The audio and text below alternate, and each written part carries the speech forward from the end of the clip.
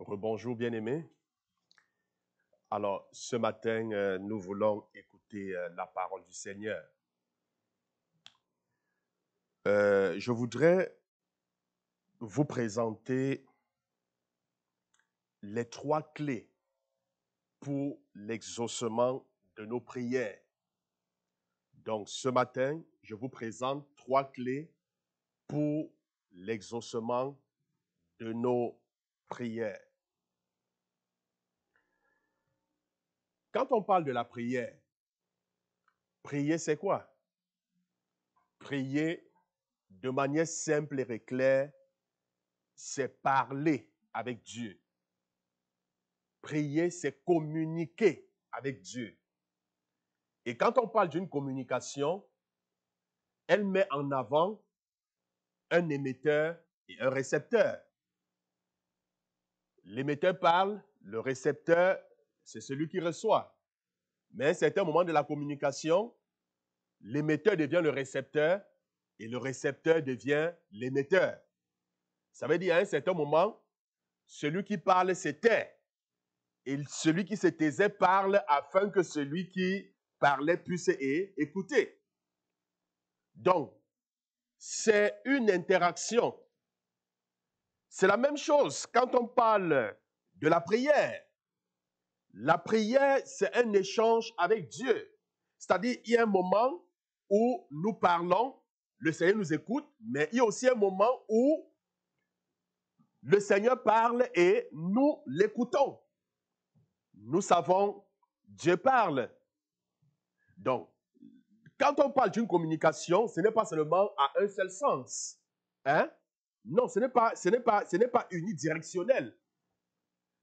Elle est à double sens.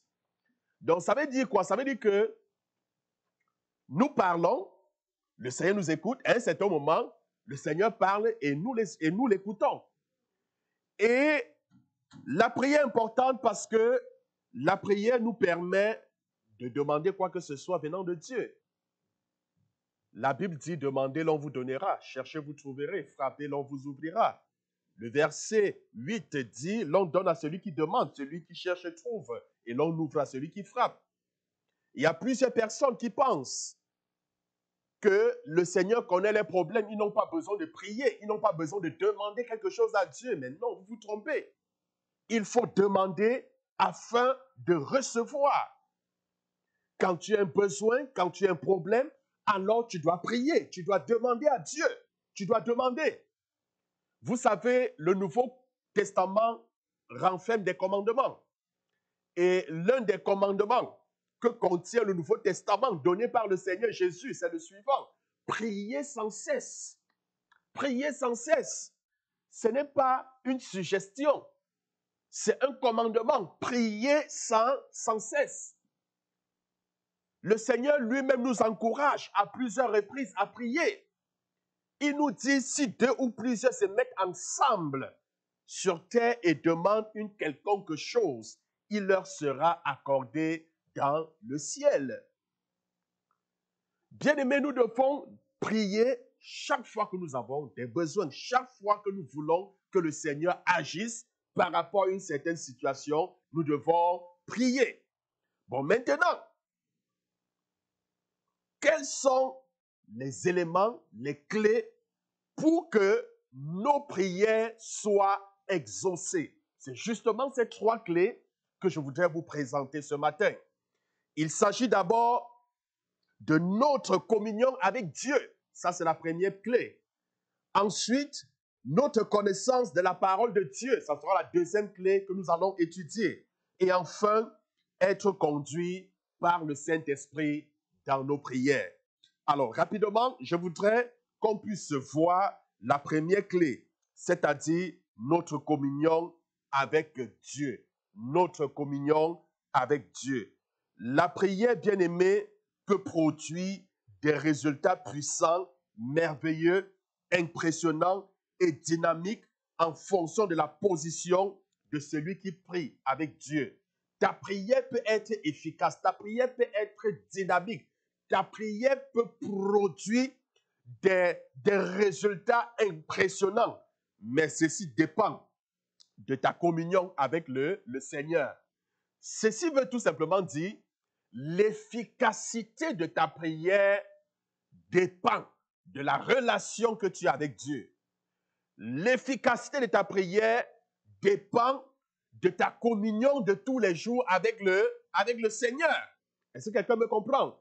Ça veut dire quoi? Ça veut dire, si tu es quelqu'un qui a une communion personnelle intense avec le Seigneur, si tu es quelqu'un qui prie régulièrement, sois-en sûr que tes prières seront efficaces.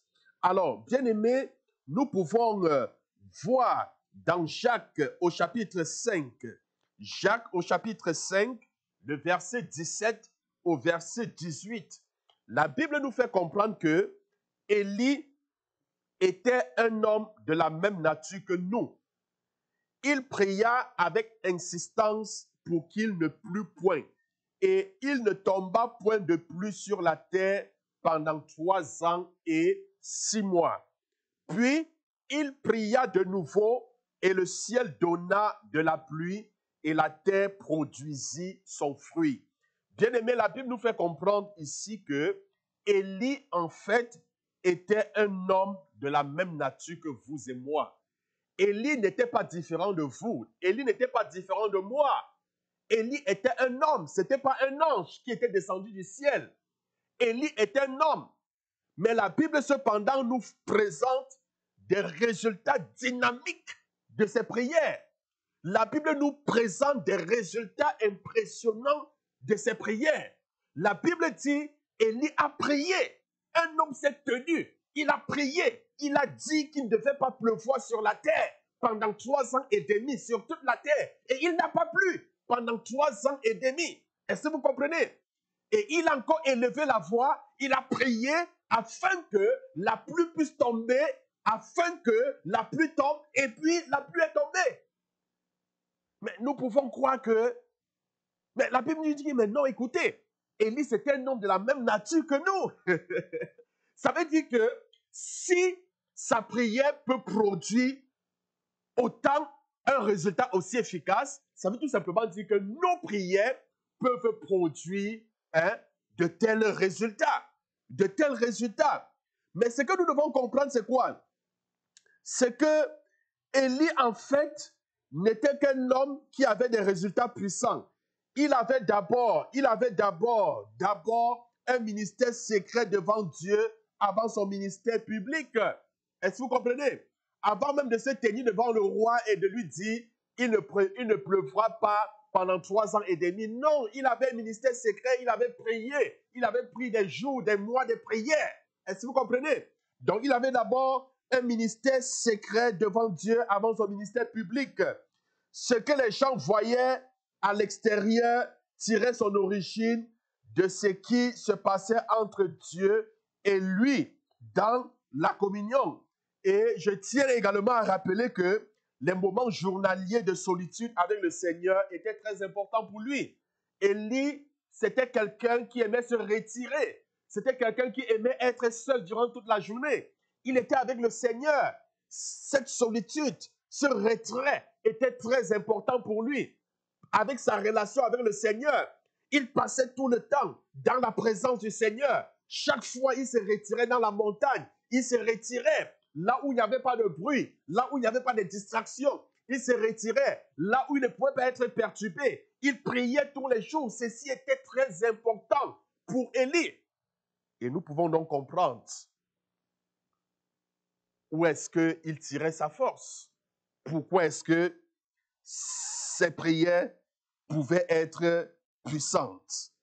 Alors, bien-aimés, si nous voulons que nos prières soient exaucées, prenons du temps devant le Seigneur. Ayons une communion personnelle avec le Seigneur. Ayons une relation permanente avec le Seigneur. C'est alors que nous pouvons produire des résultats dynamiques, des résultats puissants au travers de la prière, comme Élie. Alors, bien-aimés, regardons rapidement les avantages de la communion avec le Seigneur. Quels sont les avantages lorsque j'ai une communion avec le Seigneur? La Bible dit, il n'y a que la communion avec Dieu qui puisse satisfaire votre cœur et le cœur du Père. Donc, il n'y a que la communion. Il n'y a que la communion avec Dieu. Il n'y a que ta relation avec Dieu qui puisse satisfaire ton cœur et celui de Dieu. Dans Matthieu, bien-aimé, au chapitre 6, le verset 6, Matthieu chapitre 6, verset 6, la Bible dit, mais quand tu pries, entre dans ta chambre, ferme ta porte et prie ton Père qui est là dans le lieu secret. Et ton Père qui voit dans le secret te le rendra. La Bible dit, quand tu pries, entre dans ta chambre. La chambre, c'est quoi? Hein? La chambre, ce n'est pas la chambre de ta maison. Amen. La chambre, la chambre n'est pas le chez-toi. Est-ce que vous comprenez? La chambre ici, c'est quoi? C'est le lieu secret. Le lieu secret, c'est quoi? C'est-à-dire te retirer. Amen. Tu peux être dans ton char, tu pries. Est-ce que vous comprenez? Le lieu secret, c'est ton cœur. Tu te renfermes, tu te concentres. Est-ce que quelqu'un me comprend ce matin? Tu peux être à la douche en train de te laver, tu pries. Tu peux être à la cuisine, tu pries. Nous devons prier en tout temps, en toutes circonstances. Amen. Donc, la chambre ici, donc, justement, représente le lieu secret, notre cœur, notre cœur. La chambre représente, en fait, le fait de se retirer loin de la distraction. Est-ce que quelqu'un me comprend? Tu peux peut-être décider, peut-être en été, aller peut-être sur une montagne, te retirer pour prier. Tu peux peut-être les enfants peuvent être dans la chambre. Tu te retires, tu t'en vas au salon prier. Est-ce que quelqu'un me comprend? Donc la chambre ici symbolise plus ton cœur.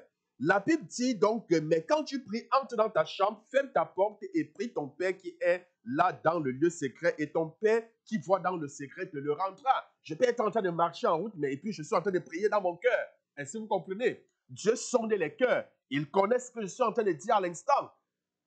Et il comprend. C'est très important. Donc, bien-aimé, il est donc important parce que la prière nous permet, n'est-ce pas, de nous rapprocher du Seigneur. Et seule notre communion avec Dieu peut satisfaire son cœur et le nôtre. Alors, ce n'est que dans le secret, écoutez bien, ce n'est que dans le secret que nous avons l'attention du Père. Nous avons la certitude qu'il nous voit et qu'il nous entend. Je dis bien, ce n'est que dans le secret que nous avons l'attention de Dieu. Nous avons la certitude qu'il nous voit. Nous avons la certitude qu'il nous entend. Bien-aimé, écoutez, peu importe ton problème, mais aussi longtemps que tu n'entres pas dans le secret, aussi longtemps que tu ne pries pas, Dieu te regarde, mais il ne te voit pas. Tu cries, est-ce que vous comprenez? Il n'écoute pas. Est-ce que quelqu'un me comprend? C'est ce que j'ai dit tantôt. C'est-à-dire quand je commençais, beaucoup de gens ont des problèmes, mais ils ne prient pas, pensant que Dieu connaît leurs problèmes et qu'ils n'ont pas besoin de prier pour recevoir l'exaucement. C'est faux. Il faut prier. Il faut prier. Parce que c'est quand tu entres dans le secret, c'est quand tu commences à prier que tu attires l'attention de Dieu par rapport à ton besoin. C'est lorsque tu commences à prier qu'il commence à te voir. C'est lorsque tu commences à prier qu'il commence à prêter l'oreille à t'entendre. D'où Matthieu 7, verset 7 au verset 8. Demandez, l'on vous donnera. Cherchez, vous trouverez. Frappez, l'on vous ouvrira. Le verset 8 dit, car l'on donne à celui qui demande. Celui qui cherche trouve. Et l'on ouvre à celui qui frappe. Ceci veut tout simplement dire, si tu ne demandes pas, alors tu ne reçois pas. C'est aussi clair que cela. Celui qui ne demande pas ne reçoit pas. Et moi, je dis donc ceci, plus tu pries, plus tu reçois. Un chrétien qui prie beaucoup, c'est un chrétien qui est beaucoup exaucé. Mais un chrétien qui prie peu est celui-là qui n'est pas beaucoup exaucé. Veux-tu être exaucé? Mais fais de la prière un style de vie. Que la prière soit comme l'air que tu respires. Est-ce que quelqu'un me comprend? Que la prière soit comme quoi? L'air que tu respires. Respire la prière, bien-aimé. Prie à temps et à contre-temps. Prie en toutes circonstances. Prie en toutes circonstances. Même quand tu es avec des amis, à un certain moment, entre dans ton cœur. Mets-toi à prier. Tu n'es plus avec eux. Ils sont en train de jaser. Tu n'es plus là, mais tu es en train de prier. Est-ce que vous comprenez? C'est très important, bien-aimés. Nous devons prier à temps et à contre-temps. Nous devons prier en toutes circonstances. En toutes circonstances. Donc, bien-aimés, c'est dans le secret que vous avez toute l'attention du Père.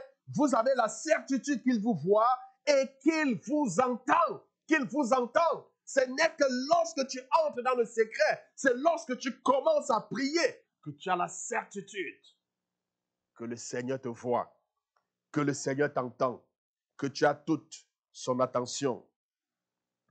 Donc, bien-aimé, comme autre avantage, la communion avec Dieu produira davantage la faim et la soif de Dieu.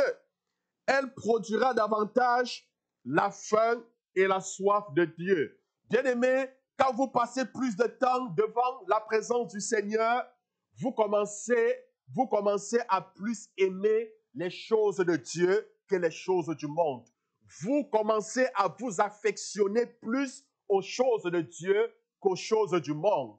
Pose-toi la question, pourquoi est-ce que je m'affectionne plus aux choses du monde qu'aux choses de Dieu? Pourquoi est-ce que je m'attache plus aux choses du monde? Pourquoi est-ce que je m'attache plus à la distraction qu'aux choses de Dieu? C'est tout simplement parce que je ne prie pas régulièrement. Faites l'expérience. Commencez à développer une vie de prière régulière. Commencez à prier régulièrement. Vous allez vous rendre compte que vous allez commencer à vous détacher de la distraction. Vous allez vous rendre compte que vous allez commencer à plus aimer les choses de Dieu que la distraction, que les choses du monde. Est-ce que quelqu'un peut dire Amen? Oui. Quand plus vous priez, plus vous vous affectionnez aux choses de Dieu. Moins vous priez, plus vous vous affectionnez au monde et aux choses du monde. Est-ce que quelqu'un me comprend? Donc, bien aimé, elle produit donc, comme je disais, davantage la faim et la soif de la parole de Dieu. Alors, le quatrième avantage de la communion avec Dieu, elle produit l'assurance, le courage, l'audacité, la sécurité et le manque de peur.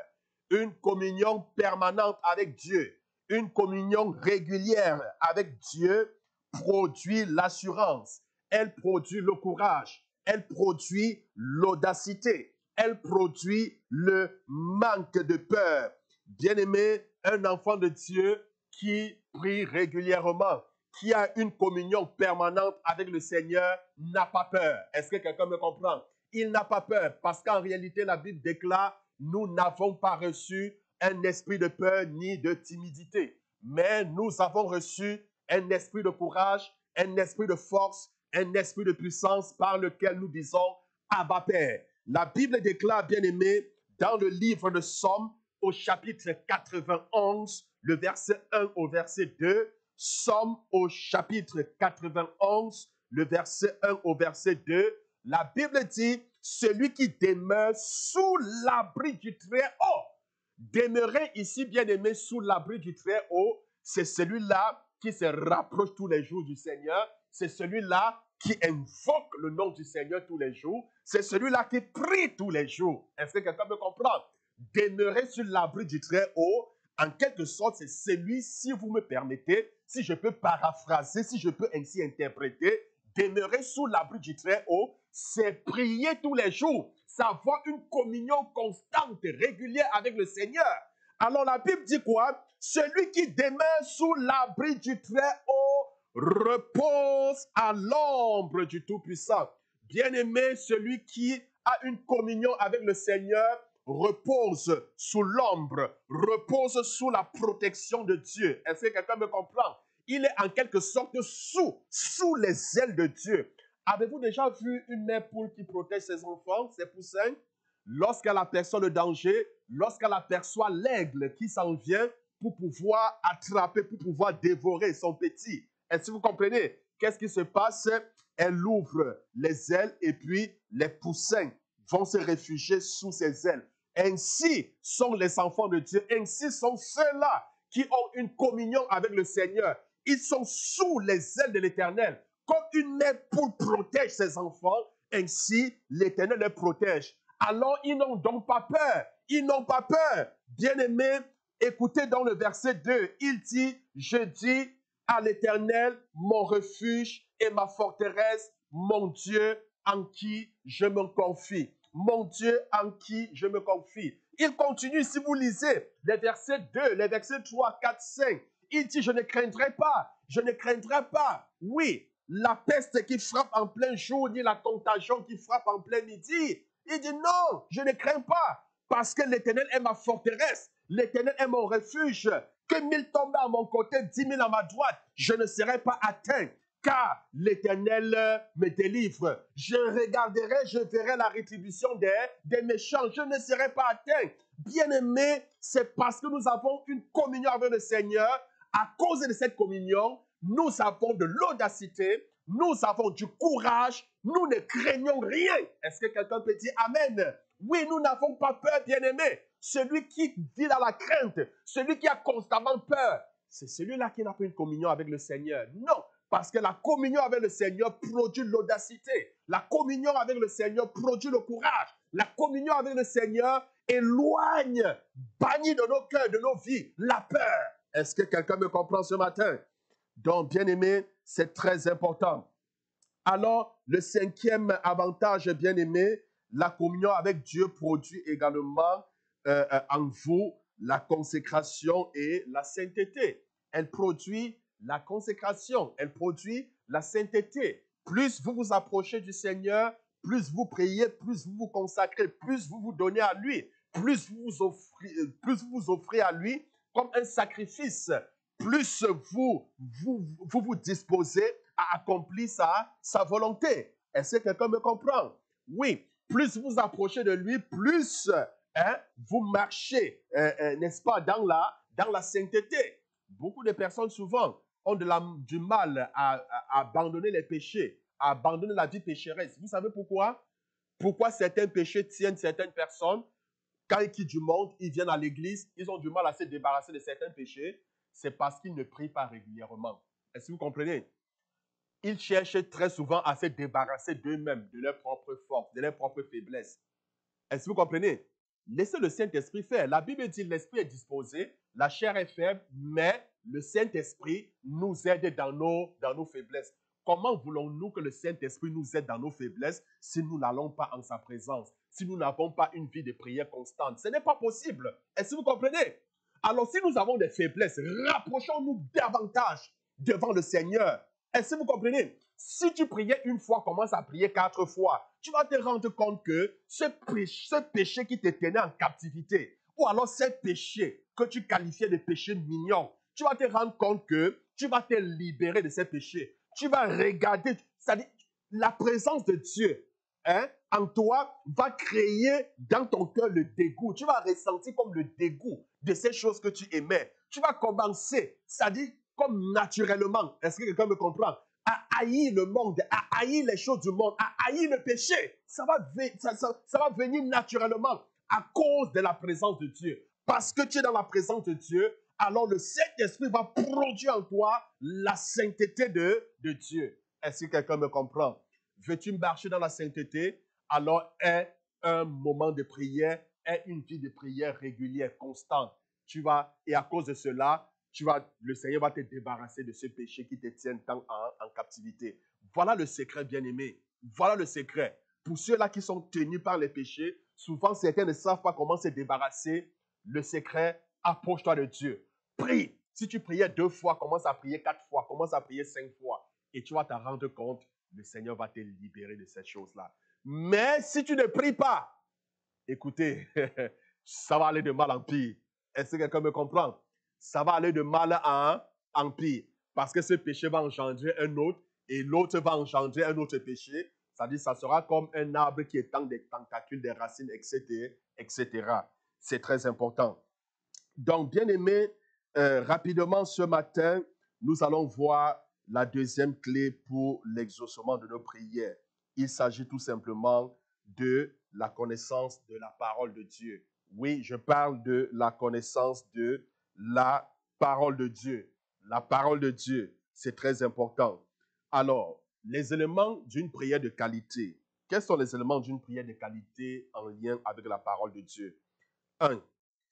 Prier selon la parole de Dieu.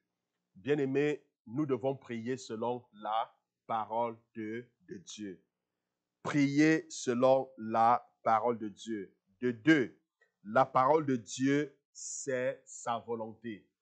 La parole de Dieu, c'est quoi? C'est sa volonté. La Bible dit, nous prions, nous ne recevons pas parce que nous prions mal. Est-ce que quelqu'un me comprend? Nous prions mal, nous ne prions pas selon sa volonté. Mais comment donc prier selon la volonté de Dieu? Il faut donc connaître sa parole. Parce que la parole de Dieu, c'est sa volonté. Alors, si je connais la volonté de Dieu par rapport à ma demande et que je prie selon sa volonté, je suis convaincu que je vais recevoir ce que j'ai demandé au Seigneur. D'où l'importance de connaître la parole de Dieu.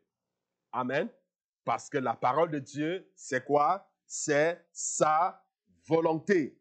Recherchez maintenant la parole de Dieu concernant ce pourquoi vous désirez prier. Recherche la volonté de Dieu. Recherche la parole de Dieu, d'autant pour moi. Recherche la parole de Dieu pour cette chose pour laquelle tu désires prier. Recherche, je dis bien, recherche la parole de Dieu concernant ce pourquoi tu désires prier. Tu désires prier. Je prends l'exemple. Si je suis malade, je vais prier pour que le Seigneur me guérisse. Alors, ce que je dis, c'est quoi? C'est qu'est-ce que la parole de Dieu dit au sujet de la maladie? Recherche la parole de Dieu, par exemple. Qu'est-ce que la parole de Dieu dit? Est-ce que quelqu'un me comprend? Si je prends, par exemple, ce passage dans Exode 15, verset 26, qui dit « Je suis l'Éternel qui te guérit », je prends juste cela. Si je prends, par exemple, ce passage dans Matthieu chapitre 17, verset 18, qui dit « Afin que s'accomplisse ce que Ésaïe le prophète a déclaré, Jésus a pris nos infirmités, il s'est chargé de nos maladies. » Si je prends peut-être Ésaïe 53 qui dit que Jésus a souffert à cause de nous, il a été rejeté, méprisé, le châtiment qui nous procure la paix est retombé sur lui et par ses maîtresses, nous sommes guéris. Alors, je comprends tout simplement au travers de ces passages que c'est la volonté de Dieu de nous guérir. Alors, je peux aller plus loin. Le Fils de l'homme a paru afin de détruire les œuvres des ténèbres. La maladie est une œuvre de Satan. Amen. Alors, c'est la volonté, je comprends donc au travers de la parole de Dieu que c'est sa volonté de me guérir. Maintenant, quand je prie, je me tiens maintenant sur sa parole. Parce que sa parole, c'est sa volonté. Est-ce que quelqu'un me comprend? Jacques dit que nous prions, nous ne recevons pas parce que nous prions mal. Nous prions dans l'intention de satisfaire nos désirs personnels, nos désirs égoïstes. Parce que ce que nous demandons n'est pas dans la volonté de Dieu. Alors, si nous voulons connaître la volonté de Dieu concernant nos besoins, mais nous devons connaître quelle est sa parole. Concernant ce besoin, recherchons sa parole par rapport à nos besoins. Est-ce que quelqu'un m'a bien saisi? Alors, pourquoi devrais-je rechercher la parole de Dieu concernant mon besoin? Pourquoi? Pourquoi dois-je rechercher la parole de Dieu concernant mon besoin? Jérémie chapitre 1, le verset 12. Jérémie chapitre 1, verset 12. Et l'Éternel me dit, tu as bien vu, car je veille sur ma parole pour l'exécuter. Bien-aimé, pourquoi devrais-je rechercher la parole de Dieu concernant mon besoin? Parce que Dieu veille sur sa parole pour l'accomplir. Quelqu'un n'a pas dit Amen. Dieu veille sur sa parole pour l'accomplir. Bien-aimé, la Bible déclare, le ciel et la terre passeront. Tout ce qui existe peut passer, mais seule la parole de Dieu ne passera pas. Et la Bible déclare, la seule chose que Dieu a établie au-dessus de lui, c'est quoi? C'est sa parole. La seule chose qui est au-dessus de Dieu, c'est sa propre parole. Parce qu'en réalité, le Seigneur ne fait rien sans sa parole. Et la Bible dit, il veille constamment. Il veille à ce que sa parole s'accomplisse. Est-ce que quelqu'un me comprend? Ça veut dire que si dans sa parole, il dit, je suis l'Éternel qui te guérit, et que tu te présentes devant lui en lui disant, Seigneur, Ton nom, c'est Jéhovah Rapha, l'Éternel qui me guérit. Je viens, Seigneur, ce matin, te présenter ce mal de tête. Je viens ce matin te présenter ce mal de ventre. Je viens ce matin te présenter cette maladie. Je te demande, Seigneur, de me guérir, car tu es le Dieu qui me guérit. Bien-aimé, tu as ainsi pris Dieu par sa parole. Est-ce que quelqu'un me comprend? Tu as fait comment? Tu as pris Dieu par sa parole. Et la Bible dit, il veille sur sa parole pour l'accomplir. Bien-aimé, pourquoi devrais-je rechercher la parole de Dieu concernant mon besoin? Ésaïe, chapitre 43, le verset 26. Ésaïe, chapitre 43, verset 26. Réveille ma mémoire, plaidons ensemble, parle toi-même pour te justifier. Mais le Seigneur te dit, écoute, réveille ma mémoire. Mais la prière, c'est quoi? La prière, en fait, c'est rappeler à Dieu sa parole. Est-ce que quelqu'un m'a compris? Prier, c'est quoi? Rappeler à Dieu sa parole. Rappeler à Dieu sa parole. Et Ésaïe que nous venons de lire, l'Éternel Dieu dit, réveille ma mémoire. Réveille ma mémoire. En d'autres mots, mais rappelle-moi ma parole. Amen. Rappelle ma parole. Rappelle ma parole. Plaidons ensemble. Parle toi-même pour te justifier. Donc, bien-aimé, quand tu pries, rappelle à Dieu sa parole. Rappelle à Dieu sa parole. Mais ce n'est pas ta parole, c'est la parole de Dieu. Mais parce qu'il veille sur chaque lettre de sa parole. Il veille sur chaque lettre de sa parole afin de l'accomplir. Afin de l'accomplir. Bien-aimé, pourquoi devrais-je rechercher la volonté de Dieu concernant mon besoin? Ésaïe, chapitre 55, le verset 11. Ésaïe 55, verset 11. Ainsi, il en est ainsi de ma parole qui sort de ma bouche. Elle ne retourne point à moi sans effet, sans avoir exécuté ma volonté et sans avoir accompli mes desseins. Si vous regardez à partir du verset 10 de Ésaïe au chapitre 55, la Bible déclare, comme l'eau, la rosée qui descend du ciel, elle ne peut remonter sans avoir arrosé le sol, sans avoir donné la semence au semeur. Ainsi il en est de ma ainsi est ma parole, dit l'Éternel. Elle ne revient pas à moi sans avoir accompli mes desseins. La Bible dit, bien aimé, le Seigneur dit, écoutez, la pluie qui descend du ciel, elle ne peut pas remonter, elle ne peut pas s'arrêter comme ça, sans avoir arrosé le sol, ce n'est pas possible. Il dit, il en est de même. La parole de Dieu qui sort de sa bouche ne revient jamais à lui sans avoir exécuté sa volonté, sans avoir accompli le dessein pour lequel, n'est-ce pas, cette parole est sortie. La parole de Dieu s'accomplit toujours. Toute parole de Dieu s'accomplira. Bien-aimé, il s'agit tout simplement de prendre Dieu par sa parole et d'y croire. Amen. Parce qu'il ne suffit pas tout simplement de répéter la parole de Dieu par rapport à nos besoins, mais il y a également la notion de foi. Il faut aussi croire. Amen. Parce que si tu le fais et si tu ne crois pas, tu ne recevras pas. Rappelez-vous, la Bible dit, si tu crois, alors tu verras la gloire de Dieu. Tout est possible, bien-aimé, par celui qui croit. Alors, bien-aimé, pourquoi devrais-je rechercher la volonté de Dieu concernant mon problème? Dans Nombre chapitre 29, 23 d'autant pour moi, Nombre chapitre 23, le verset 19. Dieu n'est point un homme pour mentir, ni le fils de l'homme pour se repentir. Ce qu'il dit, ne le fera-t-il pas? Ce qu'il a déclaré, ne l'exécutera-t-il pas? Bien-aimé, la Bible dit, Dieu n'est pas un homme pour mentir. Il n'est pas le fils de l'homme pour se repentir. La Bible dit, lorsque Dieu dit quelque chose, il accomplit. Lorsqu'il promet quelque chose, il exécute. Il n'y a que les hommes pour mentir. Il n'y a que des hommes pour donner de fausses promesses. Souvent, nous promettons, mais nous n'avons pas la capacité d'accomplir ce que nous avons promis. Souvent, nous sommes bien intentionnés, mais nous n'avons pas les moyens d'accomplir certaines promesses. Bien-aimé, Dieu n'est pas limité. Dieu est capable d'accomplir toute promesse qu'il fait à ses enfants. La Bible dit dans Luc 1, verset 37, car rien n'est impossible à Dieu. Rien n'est impossible à Dieu. Bien-aimé, quand Dieu promet, il accomplit. Dieu n'est pas un politicien, non. Lorsqu'il promet quelque chose, il l'accomplit. Lorsqu'il dit quelque chose, il l'exécute. Alors si Dieu dit qu'il va te guérir, il te guérira. S'il dit qu'il t'a béni, alors il t'a béni. Est-ce que quelqu'un me comprend?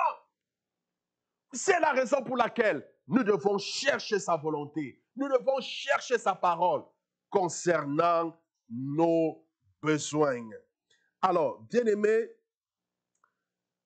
troisième clé pour l'exaucement de nos prières. Nous touchons la troisième clé pour l'exaucement de nos prières. Nous avons parlé d'être conduit par le Saint-Esprit dans la prière.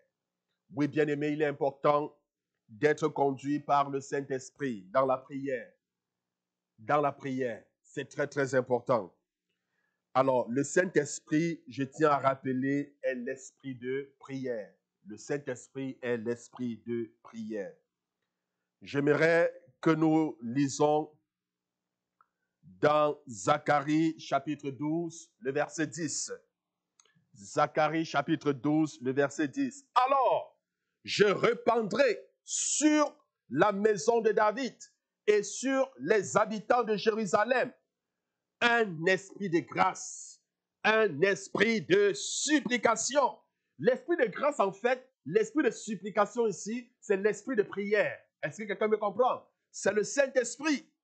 Il dit alors, je répandrai sur la maison de David et sur les habitants de Jérusalem un esprit de grâce et de supplication, et ils tourneront les regards vers moi, celui qu'ils ont percé. Ils pleureront sur lui comme on pleure sur un fils unique. Ils pleureront amèrement sur lui comme on pleure sur un premier-né. Il dit, il va répandre sur la maison de David. La maison de David, c'est quoi? La maison de David, c'est l'Église. La maison de David, c'est nous, enfants de Dieu. Il dit qu'il va répandre sur la maison de David, sur les habitants de Jérusalem, sur l'Église de Dieu, qui nous sommes, un esprit de grâce et de supplication, un esprit de prière. C'est alors qu'on va se retourner vers lui. C'est alors qu'on va l'invoquer, bien-aimé. Le Saint-Esprit, c'est l'esprit de prière. Bien-aimé, nul ne peut s'approcher de Dieu s'il n'a été conduit par le Saint-Esprit. Est-ce que vous comprenez? Nul ne peut aimer Dieu si ce n'est le Saint-Esprit. Parce que la Bible dit, l'amour de Dieu est répandu dans nos cœurs par le Saint-Esprit que nous avons reçu. Lorsque cet amour que vous manifestez pour Dieu, cet amour que vous avez de Dieu, ça vient du Saint-Esprit. C'est le Saint-Esprit qui dépose, qui déverse cet amour dans vos cœurs. Et comprenez donc que plus vous vous approchez dans le Dieu, plus vous priez, plus l'amour de Dieu est répandu dans nos cœurs. C'est très important, bien-aimés. Alors, bien-aimés, le Saint-Esprit nous enseigne comment prier. Le Saint-Esprit nous enseigne, je dis bien, nous enseigne comment prier. Comment prier. Alors, prenons nos Bibles dans Romains chapitre 8, le verset 26 au verset 27. Romains au chapitre 8, le verset 26 au verset 27. Il est écrit, de même aussi, l'Esprit nous aide dans nos faiblesses, car nous ne savons pas ce qu'il nous convient de demander dans nos prières. Est-ce que vous comprenez? La Bible dit, l'Esprit nous aide dans nos faiblesses, car nous ne savons pas ce qu'il nous convient de demander dans nos prières. Même quand nous prions, la Bible dit que nous ne savons pas ce qui nous convient. Donc, vous comprenez que l'homme est ondoyant et divergent. C'est-à-dire, l'homme ne connaît pas ce qui est bon. ce qui est bien pour lui-même. Est-ce que vous comprenez? Ça, c'est vrai. L'homme ne connaît pas ce qui est mieux pour lui. Mais puisque Dieu nous a créés, il nous connaît, il connaît ce qui est mieux pour toi. C'est pourquoi souvent tu vas demander à Dieu, Seigneur, je ne sais pas, je prends un exemple banal. Seigneur, je veux que tu me donnes un char, une voiture à la fin de ce mois. Mais au lieu de te donner la voiture, le Seigneur peut-être préfère te donner, je ne sais pas, une maison ou alors préfère te donner un vélo. Amen. Peut-être parce qu'il sait qu'à l'instant, le mois qui suit là, il comprend peut-être que c'est le vélo qui est mieux pour toi. Amen. Et non la voiture. Il connaît ce qui est mieux pour chacun de nous. Je dis bien pour chacun de nous. Alors, ce passage dans Romains, chapitre 8, verset 26 au verset 27, je continue la lecture. Il dit de même aussi, l'Esprit nous aide dans nos faiblesses, car nous ne savons pas ce qui nous convient de demander dans nos prières. Mais l'Esprit lui-même intercède par des soupirs inexprimables. Ça veut dire qu'à un certain moment, même dans la prière, le Saint-Esprit prend la relève. Est-ce que quelqu'un comprend? Le Saint-Esprit fait comment? Il prend la relève. Ça veut dire que quand nous sommes plongés dans la prière, nous prions. Souvent, nous demandons à un certain moment parce que nous ne savons pas ce qu'il convient de demander. Le Saint-Esprit prend la relève. Il commence à intercéder pour nous. Est-ce que quelqu'un peut dire Amen? Pas des soupirs inexprimables. Quand je vais vous enseigner sur le parler en langue, je vais aller de manière plus approfondie sur ce mystère. Donc, l'Esprit lui-même intercède. Il intercède pour nous. Et la Bible dit, et celui qui sonde les cœurs connaît quelle est la pensée de l'Esprit, parce que c'est selon Dieu qu'il intercède en faveur des saints. Donc, le Saint-Esprit intercède en faveur des saints. Est-ce que vous comprenez? Il intercède en ta faveur. En ta faveur. C'est la raison pour laquelle, bien aimé, il est important de dépendre complètement du Saint-Esprit. Il est important de se confier entièrement, de rechercher sa présence avant de commencer à prier. C'est très important. C'est très important. Donc, bien aimé, nous avons dit, il nous enseigne à prier. L'action du Saint-Esprit est plus profonde que celle de nos pensées ou celle de nos sentiments. Comme je le disais, souvent, nous ne connaissons pas ce qui nous convient. Mais le Saint-Esprit connaît le fond de nos cœurs. Il connaît ce qui est mieux pour nous. Alors, Dieu prend note et répond lorsqu'il intercède, parce qu'il prie à la faveur des saints et selon la volonté de Dieu. Et quand il intercède, le Seigneur prend note et il répond. Alors, bien aimé, je vous présente donc rapidement les secrets d'une prière efficace en lien avec le Saint-Esprit. Soumettez-vous d'abord à la conduite du Saint-Esprit. Bien aimé, quand tu veux prier, quand tu veux élever la voix, élever les sujets de prière, rassure-toi de te soumettre entièrement au Saint-Esprit. Soumets-toi. Laisse-toi être conduit par le Saint-Esprit. Amen. Tu ne dois pas être la personne qui va conduire le Saint-Esprit parce que souvent, c'est certains qui conduisent le Saint-Esprit. Ce n'est pas le Saint-Esprit qui les conduit. Donc, ils ont le Saint-Esprit sur le dos. L'expression avoir le Saint-Esprit sur le dos, comme un parent, une maman qui prend l'enfant et puis un papa qui prend l'enfant, il met l'enfant sur le dos. Mais si l'enfant est sur le dos, qui donne la direction à qui? Mais c'est moi qui donne la direction. Si l'enfant est sur le dos, s'il va à la gauche, je l'entraîne à gauche, je l'entraîne à droite. Donc très souvent, nous entraînons la direction que nous désirons au Saint-Esprit. Mais si nous montons sur le dos du Saint-Esprit, bien aimé, il va nous donner la direction à suivre. Laissons-nous entraîner par les courants d'eau de l'Esprit. Laissons-nous conduire par le Saint-Esprit et non par les émotions, et non par les sentiments, et non par la chair. Parce que lorsque nous avons le Saint-Esprit sur le dos, nous sommes conduits par les émotions, nous sommes conduits par la chair. Mais quand nous laissons le Saint-Esprit prendre la direction, le contrôle, il nous conduit vers l'accomplissement de la volonté de Dieu. Donc, bien-aimés, laissons-nous conduire par le Saint-Esprit. Soumettez-vous à la conduite du Saint-Esprit. Dépendez totalement de lui. Donnez-lui la première place, bien-aimé. Donne-lui la première place. Donne-lui la première place. Fais-lui comprendre que je ne peux rien faire sans toi.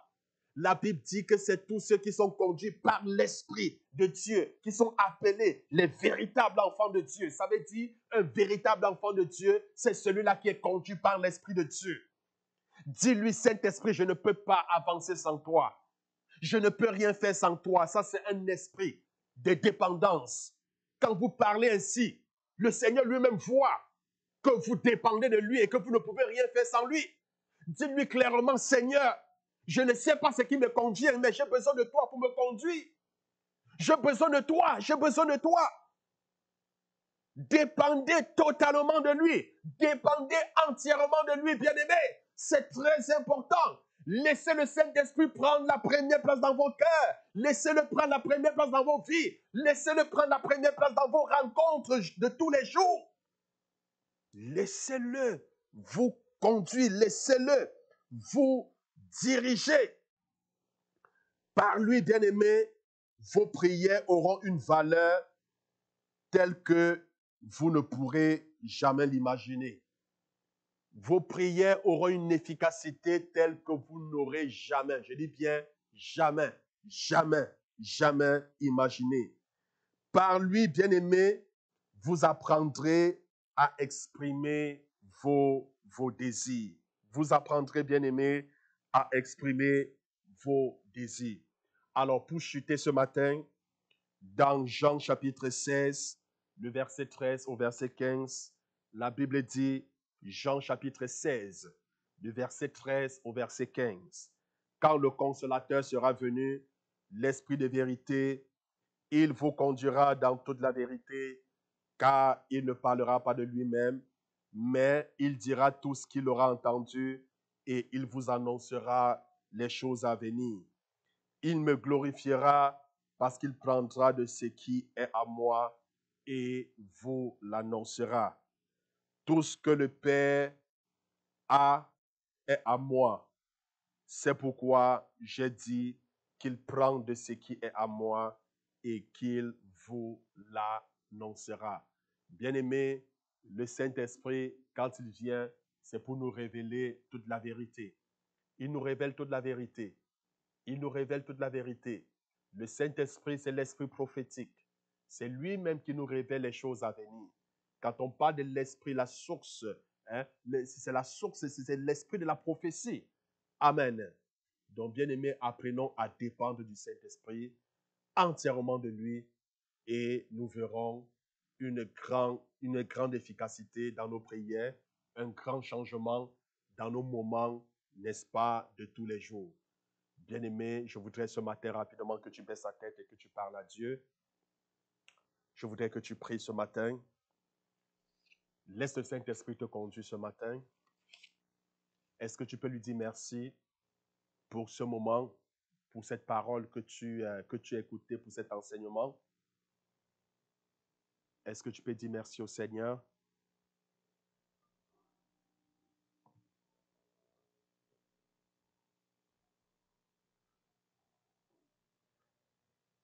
Demande au Seigneur de t'accorder la grâce d'avoir une communion permanente avec lui, une communion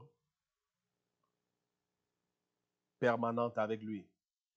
Est-ce que tu peux parler? Demande au Seigneur.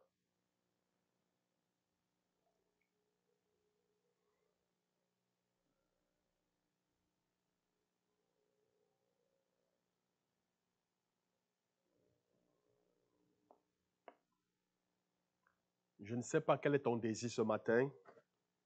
Qu'aimerais-tu que le Seigneur fasse pour toi? Je voudrais que tu spécifies cette chose. Je ne voudrais pas que tu demandes 1000 choses à la fois. Qu'est-ce que tu voudrais, qu'aimerais-tu que le Seigneur fasse pour toi? Le Seigneur s'est approché vers l'aveugle. Il a dit, que veux-tu que je fasse pour toi? Il a dit, je voudrais retrouver la vue. Que veux-tu que le Seigneur fasse pour toi ce matin, bien-aimé? Je voudrais que tu identifies la parole de Dieu en lien avec cette chose. Qu'est-ce que la parole de Dieu dit par rapport à ce que tu es en train de demander? Que le Saint-Esprit prenne le contrôle absolu. Pose ta demande maintenant auprès du Seigneur. Présente ta demande auprès du Seigneur.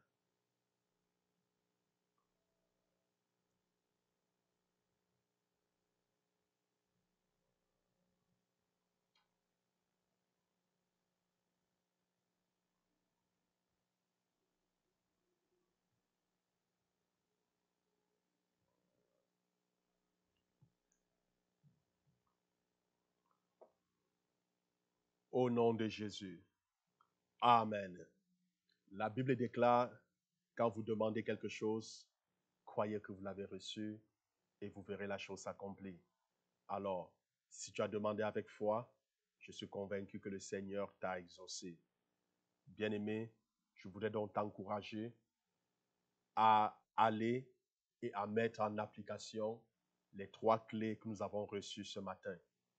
Nous vous donnons rendez-vous demain ici à l'église pour notre programme portant sur la fin des temps.